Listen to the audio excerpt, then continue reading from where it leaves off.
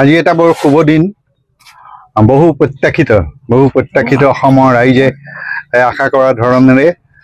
আজি ৰাজীৱ হদিয়াৰ বাসগৃহটো নিৰ্মাণৰ কাৰণে আজি শুভ আৰম্ভ কৰা হ'ল ঘৰুৱা নিয়মেৰে তেখেতৰ পিতৃৰ আশীৰ্বাদ লৈ যথেষ্ট ৰাইজ আজি উপস্থিত হ'ল দল সংগঠন যথেষ্টখিনি আছিল ইয়াত সকলোৰে ইচ্ছা যে ৰাজীৱৰ এটা থাকিব পৰাকে পৰিয়ালটো থাকিব পৰাকে এটা গৃহ নিৰ্মাণ হ'ব লাগে আৰু সেই সূত্ৰে আজি নিৰ্মাণ কাৰ্য আমি শুভ আৰম্ভ কৰা হ'ল আৰু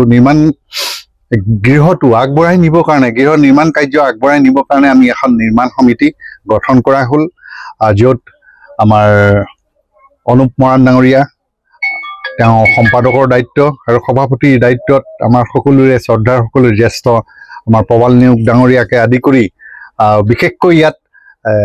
কোষাধ্যক্ষ হিচাপে অৰ্থৰ লেনদেনৰ হিচাপে ৰাজীৱৰ সহধৰ্মিনী উপাসনাকে আমি সকলোৰে দায়িত্ব অৰ্পণ কৰিছোঁ তেওঁৰ হাততে আৰ্থিক সেইখিনি থাকিব আৰু ইয়াৰ উপৰিও বিভিন্ন দল সংগঠন ৰাজীৱৰ অনুৰাগী এই নেতৃস্থানীয় সকলোবিলাক দল সংগঠনকে সাঙুৰি এখন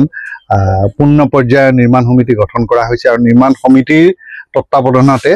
ঘৰটো নিৰ্মাণ কৰা হ'ব আৰু এই ক্ষেত্ৰত আকৌ মই ৰাইজক জনাব খুজিছোঁ যিসকল ৰাইজে ৰাজীৱৰ অনুৰাগী তেখেতলোকে যদি অনুদান দিব খোজে এই নিৰ্মাণ কমিটিৰ জৰিয়তে তেখেতলোকে যদি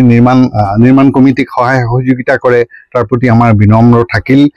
মই ইতিমধ্যে আমাৰ দৃঢ় বিশ্বাস ৰাজীৱ হদিয়াৰ প্ৰতি ৰাইজৰ যিটো শ্ৰদ্ধা মৰম ভাল পোৱা তেওঁ আদ্য শ্ৰাদ্ধতে দেখুৱাই গ'ল তেনেকুৱা ধৰণৰ এই ভাৱধাৰাৰে গোটেই মানুহখিনি যদি আগবাঢ়ি আহে তেনেই সহজ হ'ব ৰাজীৱৰ এই গৃহটো নিৰ্মাণৰ ক্ষেত্ৰত সেইটোকে আমি আশা কৰিছোঁ আৰু সকলোৰে সহযোগিতা বিচাৰি মোৰ ক'বলগীয়াখিনি ইমানেই আৰু এটা ক'বলগীয়া হ'ল ৰাজীৱ হদিয়াৰ এখন ন্যাস আছিল কিন্তু সেই ন্যাসৰ আজি সম্পূৰ্ণ দায়িত্ব আমি গৃহটো নিৰ্মাণৰ কাৰণে নিৰ্মাণ সমিতিৰ ওপৰতে আমি ন্যস্ত কৰিছোঁ ন্যাসৰ আমাৰ সহযোগিতাহে থাকিব কিন্তু সম্পূৰ্ণ তদাৰক নিৰ্মাণ সমিতিয়ে ল'ব